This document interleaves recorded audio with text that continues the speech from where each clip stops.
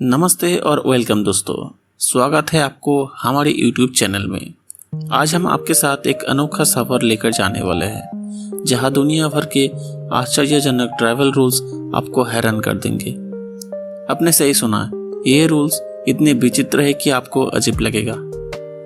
हमारे दुनिया में बहुत सारे देश है और हर देश के अपने अपने नियम हैं, लेकिन कुछ देशों के नियम इतने अजीब है कि हम इस बात को विस्मय की नज़र से देखते हैं। तो चलिए देखते हैं कौन से देश में क्या सा ट्रैवल रूल्स है। सिंगापुर में च्युइंग गम्स को क्यों बैन किया गया है? सिंगापुर की क्लीननेस और स्ट्रिक्ट रूल्स के लिए मशहूर है, लेकिन क्या आपको पता है कि कुछ बैन्स जो लोगों पर इम्पोज किया जाते हैं जो अजीब होते हैं, जैसे कि डूडिया फ्रूट को सार्वजनिक परिवहन पर लाने या 3 से अधिक लोगों की एकत्रित पर प्रतिबंध है। अजीब है ना? सिंगापुर में एक और अजीब बैन है च्युइंग गम्स पर।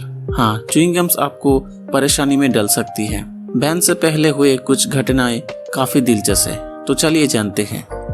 च्युइंग गम एडवर्टाइजमेंट पर भी बैन है। तो क्यों सिंगापुर ने ऐसे आम चीज पर प्रतिबंधित लगाया च्युइंग गम्स के लिए? चलिए जानते हैं।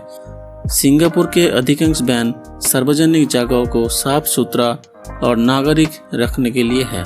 मेंटेनेंस की समस्या की वजह से अधिकारियों ने च्युइंग गम पर बैन लगाने पर विचार विमर्श किया था। लोग गम को की होल्स, मेल बॉक्सेस और लिफ्ट के बटन्स में चिपका देते थे। सार्वजनिक जगहों में बस सीट्स, साइड वॉक्स और स्टीयर्स में भी च्युइंग गम से बच नहीं पाते थे। ये तो कुछ स्टिकी सिचुएशन थी बेशक। रिपोर्ट्स के अनुसार सिंगापुर के हाउसिंग एंड डेवलपमेंट बोर्ड हर साल वॉल्स और फ्लोरिंग से गम हटाने के लिए $1,25,000 से अधिक खर्च कर देते थे। ये निश्चय ही एक गंभीर समस्या थी। सिंगापुर के उस समय के प्रधानमंत्री ली क्वान यू ने च्युइंग गम्स को प्रतिबंधित करना बहुत अत्यधिक समझा। इस प्रकार उन्होंने 1980 में च्युइंग गम्स को एडवर्टाइजमेंट पर भी बैन लगाया। हालांकि वो इस रेडिकल कदम में अकेला नहीं थे। ऑपोजिशन पार्टीज ने उनकी मदद की और अपराधियों पर जुर्माना भी लगाया। लोगों ने जो च्युइंग गम खाई, उन्हें बेची या सिर्फ कैरी किया, उन पर भारी जुर्माना लगाया गया। चलिए देखते हैं ये जुर्माना कितना है। सिंगापुर सरकार ने च्युइंग गम बेचने पर भारी जुर्माना लगाया। जुर्माना 10,000 से $1,00,000 तक वैरी करता था। अपराधियों को 2 साल तक की जेल की सजा भी हो सकती थी। च्युइंग गम के साथ पकड़े जाने पर पहले जुर्माना 500 से $1,000 तक है। दूसरी बार का जुर्माना $2,000 था। ये शर्तें सिंगापुर के लिटरिंग जुर्माने से तुलनात्मक है, लेकिन सेहत के फायदे वाले गम जैसे कि निकोटीन गम, इस टाइप का गम सेल अलाउड है। जापान में दवाइयों को लेकर यात्रा से पहले कुछ चीज आपको जानना जरूरी है। दोस्तों, जापान की यात्रा के लिए अपने साथ दवाइयों को लेकर जाने से पहले कुछ महत्वपूर्ण जानकारियां जान लेना जरूरी है। जापान में दवाइयों को लिए इजाजत लेनी होती है। आपको याकांसो में प्राप्त करने के लिए समय निकलना होगा। इससे पहले जाने की आपके साथ ले जाने वाली दवाएं जापान में अनुमति युक्त है या नहीं। समर्थन पत्र प्राप्त करना भी जरूरी है। दवाइयों को सही पैकेजिंग और दवाइयों की प्रवेशीकरण पर नियंत्रण पर भी ध्यान देना चाहिए। और हाँ, जापान में भाषा में मदद लेना भी जरूरी है, क्योंकि वहाँ का लोग इंग्लिश भाषा थोड़ा कम समझते हैं। तो इन बातों को ध्यान रखकर अपनी जापान यात्रा के आनंद लीजिए और स्वस्थ रहिए। थाईलैंड एक ऐसी देश है जो खुद की सम्मान के लिए मायने रखते हैं, स्पेशली जब बात आते हैं किंग भूमिबल आदुलियादेज का। थाईलैंड भ्रमण करने वाले हर व्यक्ति को ये जानना जरूरी है, राजा को कभी भी नीचे ना दिखाना, यानी कि उसका सम्मान हानि ना हो। जहाँ भी आप राजा की तस्वीर देखोगे, हमेशा वहाँ सम्मान देना होगा। थाईलैंड के लोगों कोंग और राज परिवार को ज्यादा सीरियसली लेते हैं, इसलिए वो लोग चाहता है कि सिटीजन के अलावा भी टूरिस्ट भी उनको प्रशंसा करे। यहाँ तक आप अगर राजा को लेकर कोई हंसी मजाक करे या फिर उल्टा सीधा बातें करे तो भी आप बहुत बड़ी प्रॉब्लम में पड़ सकती है। पैसों के ऊपर पाव रखने पर और राजा के बारे में झूठ बोलने पर कई लोगों को जेल जाना पड़ा। थाईलैंड के करेंसी के ऊपर पाव रखने देश के लिए क्राइम होता है और राजा के लिए भी सम्मान हानि होता है।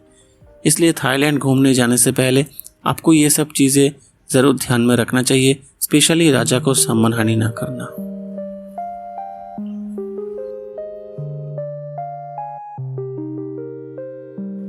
ऑफिशियली बुद्ध टैटू पर श्रीलंका में ऐसा कोई बैन नहीं है, लेकिन स्पेशली बुद्ध जाति उसके धर्म पर बहुत सेंसिटिव है। अगर ऐसा कोई रूल्स या रेगुलेशन है तो अथॉरिटी को क्लियर बोल देना चाहिए। श्रीलंका संविधान ने बौद्ध धर्म को टॉप प्रायोरिटी देता है एंड आइलैंड के 20 मिलियन लोगों में लगभग 70% बौद्ध है। कोलमैन श्रीलंका आने के बाद अथॉरिटी ने उसके ऊपर टैटू दिखा था। उसके बाद सीनियर इमिग्रेशन ऑफिसर चुलानंद टेरर्स डिसीजन लिया था कि कुछ टाइम के लिए उनको वापस भेजा जाए, क्योंकि वो अगर वहाँ रहता तो उसके लिए वो जगह सेफ नहीं होता। उसने ये भी कहा था कि कुछ श्रीलंका वासी गुस्सा हो जाएंगे। श्रीलंका में ऐसा टैटू के लिए यही एक व्यक्ति प्रॉब्लम में पड़ा था, ये नहीं। 2030 साल में अथॉरिटी ने एक ब्रिटिश व्यक्ति को प्रवेश करने में एंट्री नहीं दिया था, क्योंकि उसके पास भी बौद्ध टैटू था।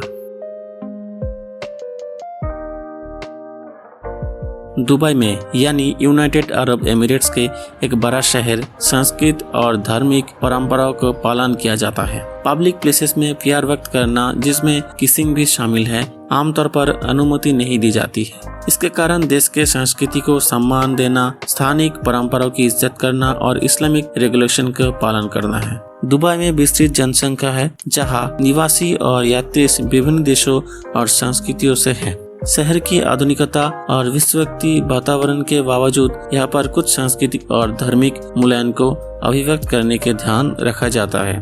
यूएई में कानून और नियम पब्लिक डिसेंसी को बनाए रखने के लिए है और स्थानिक संस्कृति की रक्षा करने के लिए है। पब्लिक प्लेसेस में जैसे कि सड़कों, पार्क, मॉल्स या अन्य जनता का बीच आपको आपके साथी के साथ नजदीकी व्यवहार में रहकर सम्मान करने की आवश्यकता होती है।